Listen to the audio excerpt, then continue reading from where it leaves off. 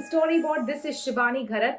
The restaurants and the cafe industry seems to be hit really hard due to the pandemic, but it looks like the situation is changing as coronavirus restrictions across the country ease out and restaurants, QSR and cafe chains start making small steps to rebuild their business. In our Storyboard special on eating out, we are attempting to get key insights and understand on what is the new reality for various businesses operating in this space, from basic safety precautions to home delivery to menu changes. All of these tips are coming from restaurants that made it through the shutdown. On this show, we are catching up with Smita Jatia, MD, Hardcastle Restaurant, Merrill Pereyra, Managing Director, Pizza Hut, India Subcontinent, and we are also catching up with Tata Starbucks CEO Navin Gurnaney. First up, we have our conversation with McDonald's India. Now, I must admit, there is a McDonald's outlet right in front of my house, and ever since home delivery for food has begun, I have seen it only buzzing with activity. And why not? McDonald's has always been the favorite pocket-friendly restaurant for children and adults alike. But as the lockdown eases out, how is the demand expected to pick up, and what is the roadmap for McDonald's in the coming days? Ankita Saxena finds out from Smita Jatia, MD, Hardcastle Restaurants. Listen in. Hi Smita, welcome to CNBC TV 18. Many thanks for joining us. Thank you, Ankita. Thank you for having me on the show. Smita, now, according to a research note by CRISIL, the Indian organized dine-in restaurants are in course to see a 40 to 50% cut in their revenues this fiscal due to the disruptions caused by the pandemic. Now, there have been restaurant closures, there have been job cuts, the whole food supply chain has been disrupted. The organized sector has also seen a 90% reduction in sales and a 40 to 70% reduction in the online orders. Now, those are very grim numbers. Take us through the impact and the challenges that McDonald's has faced during this time in terms of sales, job cuts, etc. What we did as soon as the lockdown had started in March, we started looking at what are the different avenues we can do in order to be able to build back sales.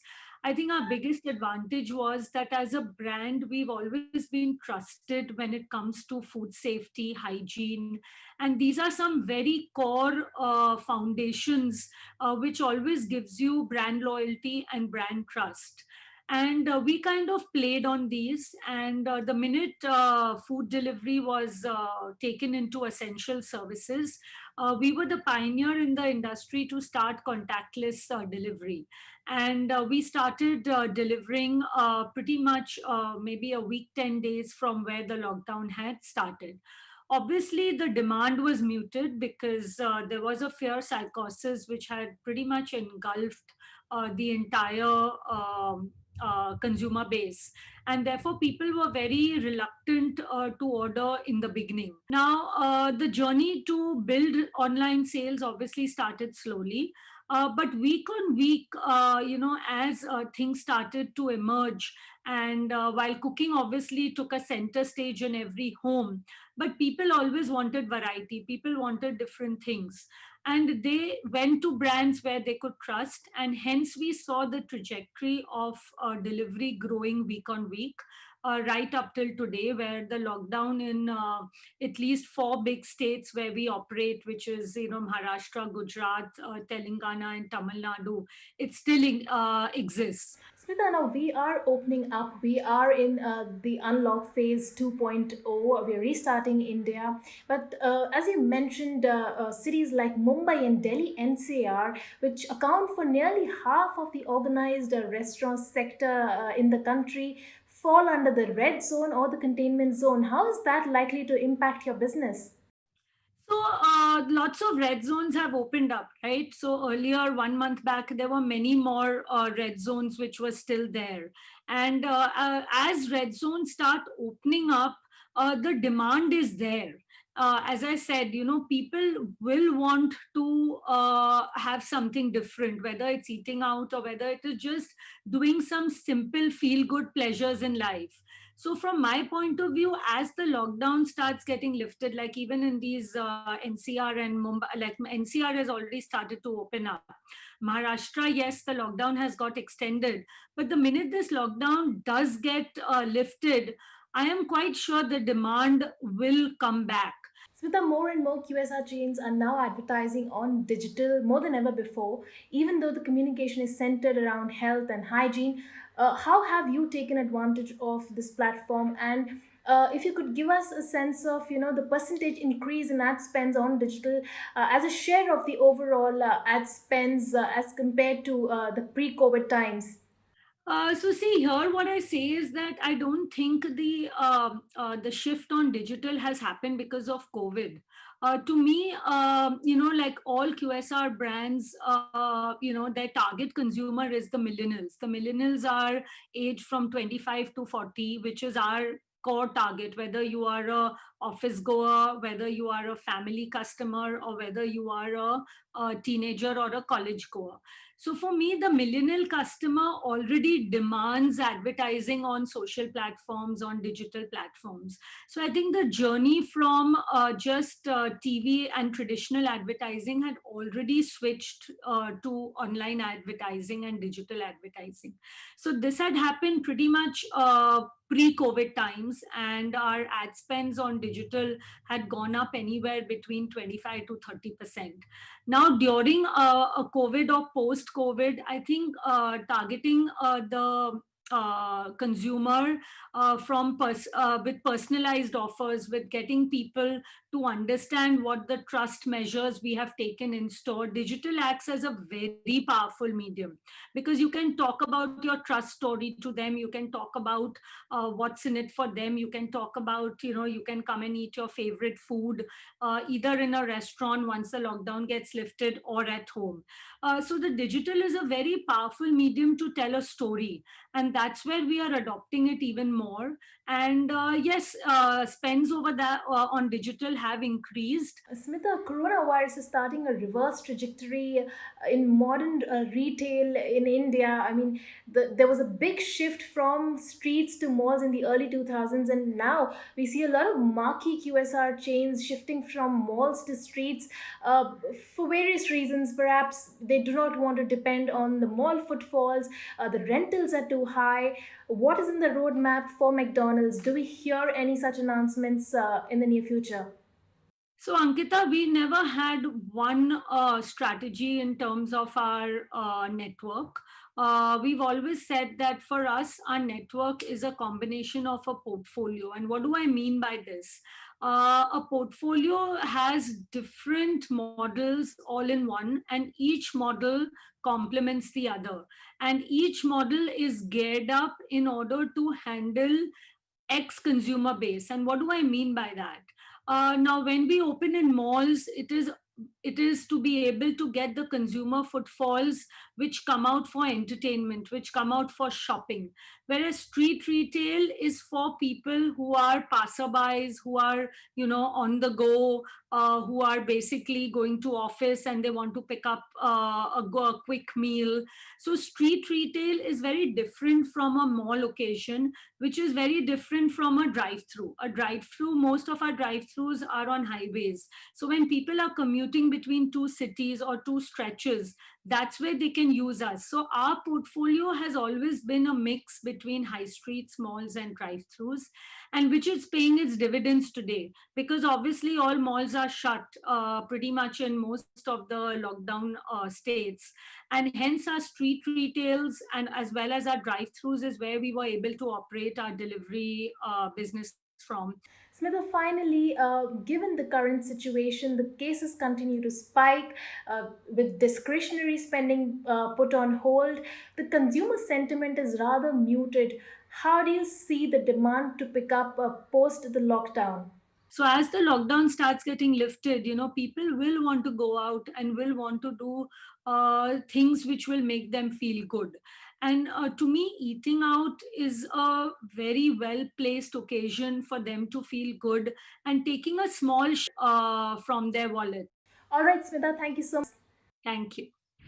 It is time for us to take a short break. On the other side of this break, we are catching up with Merrill Pereyra, Pizza Hut MD, India Subcontinent. You don't go anywhere. We will be right back. Welcome back. You're watching Storyboard. Quoting a recent report, Merrill Pereyra, MD, Pizza Hut, India Subcontinent, says that he was pleased to find out how the said research conducted on consumers across the country stated that when they eventually come out of these restrictions and lockdown, the first thing that they want to eat after stepping out and eating out is a pizza. In this conversation that he's had with us a few days ago, he mentions the hygiene protocols that they are following at every Pizza Hut outlet to ensure consumer safety, and how are they working on making their food home delivery even better. Listen in. Merrill, welcome to Storyboard. Hi, good afternoon. Tell us, how is Pizza Hut unlocking for its customers?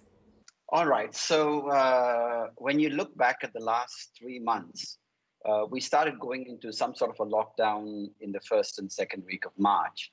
And by the end of March, how we were going to move forward. And in April, in Pizza Hut, we launched our contactless delivery and our contactless takeaway services. And now with the unlock, we have resumed opening up dining rooms all over India with contactless dining services. So this is basically when you come into a restaurant, you will see QR codes all over the restaurant. With your smartphone, you scan it. This allows you to view our menu without touching anything else. So you see a menu on your phone. This allows you to place your order and also pay for it through digital payment methods. And this entire process is digital. What exactly has the transformation been like within restaurants, keeping in mind the safety and the hygiene? Okay, so one of the things we've had to do is when you're looking at social distancing norms, we've had to make sure that we've reorganized our dining rooms. So with reorganizing our dining rooms, from the time you enter the restaurant, like I mentioned earlier, your whole process is digital. That's the first thing, right? The second thing is making sure that we ensure maximum safety and hygiene to both our employees and our customers. So everybody that comes into a restaurant, their temperature is taken, it's recorded, and we do the same thing with our employees too. Sanitization and hygiene standards are followed and implemented every 30 minutes. When you walk into a dining room, you will see stickers on the ground that basically allow the customers to maintain social distancing when they're ordering, and all our staff will be wearing gloves and will be wearing face masks. The big thing for us, trust in every bite, right? So we want to make sure that when we've transformed our restaurants, we want to make sure that customers, when they come in, they feel very safe with coming into our restaurant. Merrill, restaurants must have opened up, but still there is a lot of customer hesitation in terms of actually stepping out and eating out. So how are you addressing this customer hesitation? Is there a communication strategy that you have in place? Shibani, it's really interesting. I was reading this survey. There was a survey done a month ago about what are the first thing Indians want to do after lockdown, and the survey said that the first thing they want to do when they came out was they were craving most for pizzas. So this is really good for us. Good to be in this space, and so while we're doing this, we do understand, right, that consumers have been in a lockdown for the last 100 days. In the last 100 days, a lot of things has changed, even with their eating habits. A lot of people who were afraid to go online and order have now, over the last 100 days had to go online and order. And so we've seen a huge change in that. And so we basically had all our communication in the last 3 months, really focusing on a couple of things. One is that it's trust in every bite, that we are a safe place to come to. We've got good hygiene practices, and we are following all the requirements and standards that are required by the government and WHO. You guys definitely must have seen an impact on the business. So, what has been the impact on the business so far, and what will be the strategy to be back on road to recovery in the coming days? So the industry definitely has been hit very hard, and the road ahead is going to be an uphill road ahead. So we all know that. However, we've been quick to bounce back because of our innovative solutions like contactless delivery and contactless takeaway. And we've seen a significant uptake in this. So if I go back to pre-COVID sales of delivery, we are now at pre-COVID sales of delivery. And when I look at our takeaway sales are a lot higher than last year. So the strategy that we have in place with coming out with contactless delivery and contactless takeaway shows that it's working for us right now. All right. Also, some of the things that we've been doing while we've been researching our consumers, the customers are going to be looking, while they're looking for a safe brand, the customers are also going to be conscious about how they spend. And so spending habits will change. And to basically implement a proper strategy when it comes to consumers coming to the restaurant. We implemented many campaigns like a buy one get one free on medium pizzas. We've got a triple treat box whereby you can buy a meal for 4 to 6 people at a 40% discount. We've also got something called a My Box, which is it starts at 179 rupees, and this is a meal for one. And we've done this across everywhere. So value's been a big thing for us. And this has really, really helped us with trying to get our business back on the road to recovery. QSR chains such as yours are seeing more orders coming from home. Is there an added effort to make your home delivery much better as compared to what it was earlier? What we've done over the last 4 months is really lift our game and go higher on what we've been doing to make sure you've got a seamless process when you're ordering your food through our digital channels. So we've done that. We've also made sure that we've allowed you to allow the consumers to be able to pay for their food through digital platforms. And this again, if you look at the trends moving forward, a lot of consumers will be hesitant about working with cash. So we've also upped our options on how many different digital platforms you can pay through. We are continuously investing in improving, our mobile app, the website, and also all the things that you have coming to the store. When I was talking about the QR code when you come in for dining, how do you have a look at how do you look at a menu without really touching a menu, and how do you feel safe about it? So these are some of the things that we've been looking at, and the biggest thing for us is the digital transformation that we are doing right now. And what we'll keep going through, which we'll keep doing as we move forward. So tell us, will there be more investment in this as compared to actually setting up physical stores? So basically, we've always had a digital budget. We've always had a digital budget of what we want to do to improve our digital platform. That has nearly doubled. So that number has doubled with what we want to do moving forward.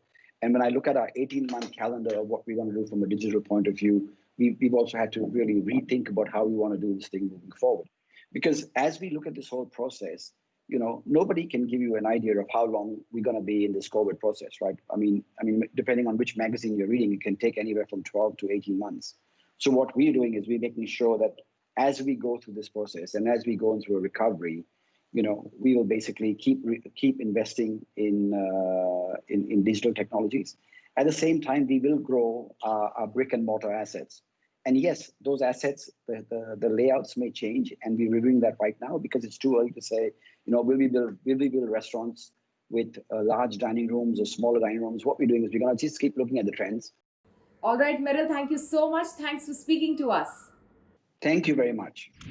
It is time for us to take a short break. On the other side of this break, as Starbucks starts opening doors to its customers in a few cities, we are speaking to Starbucks CEO Navin Gurnaney on how cafe culture has changed for good post-COVID and how are they adapting to these changes. घर बैठे कुछ नया try करने में थोड़ी हिचकिचाहट तो होती ही है, फिर चाहे पहली बार बीवी को सरप्राइज गिफ्ट देना हो, Somu, not bad. या गिफ्ट को ऑनलाइन ऑर्डर करना हो। अब ऑनलाइन पेमेंट्स के लिए बस क्लिक टू पे विद वीजा, जो दे आपको कैशलेस कॉन्फिडेंस। साथियों, विस्तारवाद का युग समाप्त हो चुका है। ये युग विकासवाद का है। Chinese are using negotiations as a game of deception. China has inconsistent casualty. We don't want each side to feel bad, so we play it down.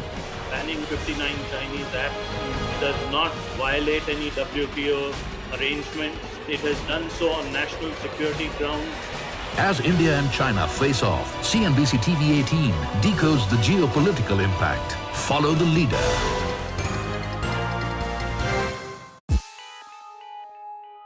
Welcome back. You're watching Storyboard. As we unlock from the lockdown, Tata Starbucks is poised to make necessary changes in dine-in and in-store environment to make Starbucks experience safe. We are catching up with Tata Starbucks CEO Navin Gurnaney to find out more about these innovations and implementations at Starbucks to navigate this pandemic. Navin, welcome to Storyboard. Thank you, Shibani. It's a pleasure to be here. Naveen, Starbucks is opening doors for dine-ins in a few select cities. What will be the sanitization and hygiene protocol and safety protocol that you will be following within your restaurants? Literally, from the moment you arrive, there's a greeter at the door that checks your temperature to make sure that you don't, not running a fever. This person's wearing a mask. They're wearing a shield so that you're well protected. They're well protected. As you walk in, 50% of the furniture has been removed so that we can practice social distancing. People stay, maintain the recommended distance from each other. And then for those that are standing in line to order, there are foot markers in the stores every 6 to 7 feet so that people are not standing too close to each other. When you get to the register, again, our employee is wearing a mask and a shield to make sure everyone is protected, and as are each and every partner in the store while they're working, making beverages. When the beverage is ready, people are not crowding around at the handoff plane. We have a separate table that is manned. So we're taking every precaution to make sure that our customers are safe. With coffee shops shut during the lockdown, what has been the impact on your business and how do you plan to recover? Are you making some changes within the organization? Are you looking at other avenues to generate profits? Are you cutting costs in some way? What is it? What is your plan to recovery from all the losses you must have faced due to the restaurants being shut during the lockdown? So the world has changed, right? Since COVID happened, we are looking at every single line item on the P&L. The safety protocols are, of course, a big part of how life has changed.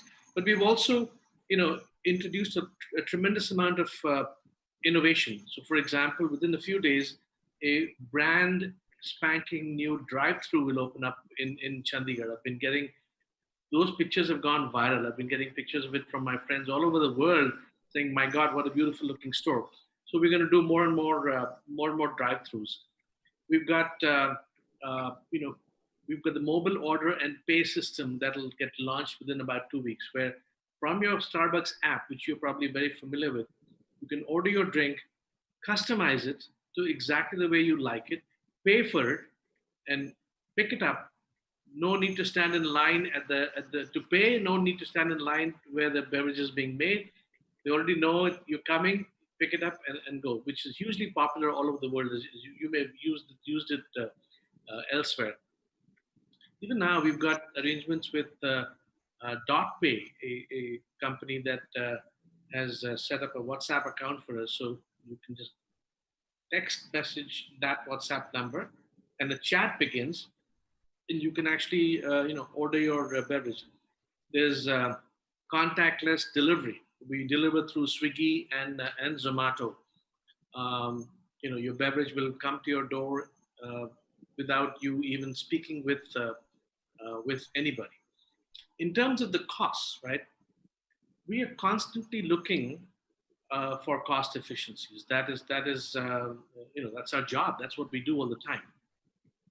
So we've been able to do some localization especially in view of the customs issues, etc. But we've been able to take bad costs out while continuing to make investments in our partners and in the customer experience. So the model will shift now. Where we will end up at the end of the year, frankly, nobody knows at this point, right? There's a lot of uncertainty. And all we can do, and all we are doing, and I'm so grateful to have a team of partners that are always putting their best foot forward, is do exactly that. Just put our best foot forward. Navin, with consumers going on saving mode because of, of course, salary cuts across the industries, also the lingering fear of job cuts, etc., how do you intend to justify $500 a cup for your coffee? I think we're going to different Starbucks, Shivani. I don't know where the coffee is to $500. Well, it is close to $500.